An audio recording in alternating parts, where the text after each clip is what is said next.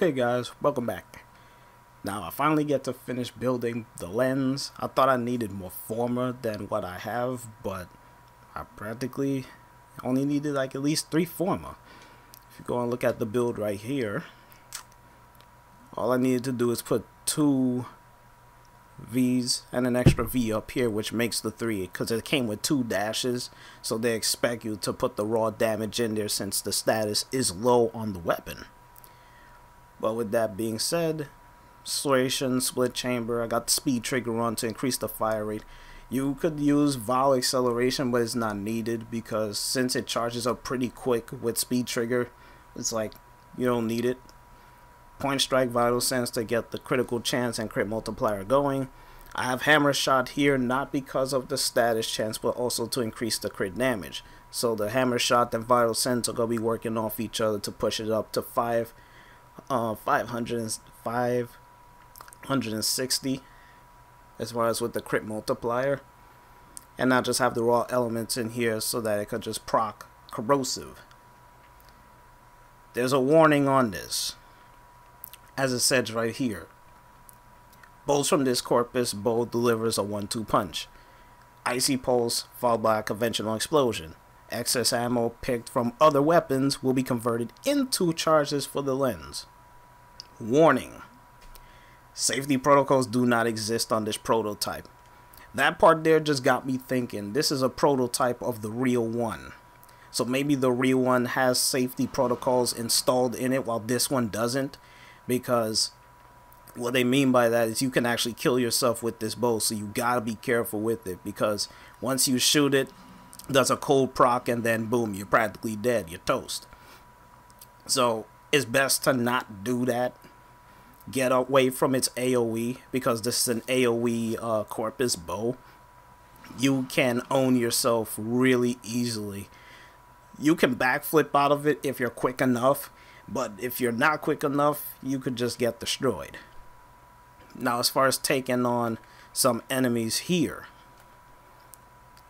I just like this part right here where you could just be invincibility. You just have that on, so you don't have to take any damage.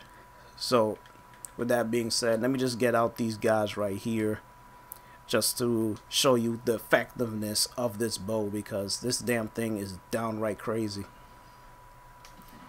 Now you can just fire it right there, and look at that, it just wipes out practically everyone that's caught within the blast radius, as you can see.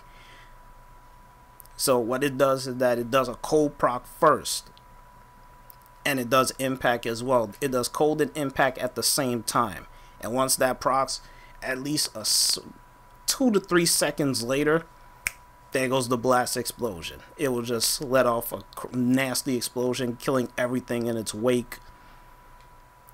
It's one of the best bows we have in the game. People say it's practically the best bow we have in the game. I like to hit an enemy with the bow. As you can see, it already take them out. What people like to do, and I like to do it in the mission too, is that you fire in the area of where enemies like to be. So what I mean is that you fire like here. And as you can see, it's practically the same result. But I like to fire at the enemy so that the bows, it will stick on them regardless if they're dead. The AOE will still go off, killing whoever is around that said target or near the target. So this bow in of itself is really, really strong. So I like to be at a distance with this bow. If you be up close, you're running the risk of shooting it by accident, then you get hit with the cold proc, you gotta run away, and then next thing you know, you just get flat destroyed. So it's best to keep your distance with this bow, especially if you're going up against infested, because as we all know, infested like to run up on you, especially the chargers. So as you can see, it's best to just do it like this. Aim the bow at them so that it will still do the crit, but then at the same time it will take care of them. Now as you see, that's like the one downside with this bow, is that you only have 6 arrows, and once those 6 arrows are done, you have to scrounger around looking for ammo. Luckily for this Lenz, it takes any ammo and convert it into sniper rifle ammo. Disused bows, well, it actually uses sniper rifle ammo. I don't know, but that's just how it is. So as you can see, just with this, I just actually fired that in the back on purpose just to see if it'll actually hit those guys. It did, but as a result, it's best to just aim at their head and then let the blast AOE take care of the rest. See, blast, boom, there it goes. Roll off right there. So there's really nothing to this bow. It's pretty much self-explanatory as to what you can actually do with it. You just gotta keep your distance when it comes to this bow, and if you could do that, then you could practically go far with it. As far as with endgame with this bow, it's kind of out there, because especially when you're in the void going up against enemies that be shooting at you, seeing as it's a blast mechanic, it's 50-50 depending on the situation. You might as well just go with corrosive on this. You could go viral, but it's a stretch, man, as far as with this bow. It's strong, but man, you talk about just from the aspect of going up against guys, that'll be hard to just get them down with that blast proc, and then running the risk of running out there to try and do a finisher on them.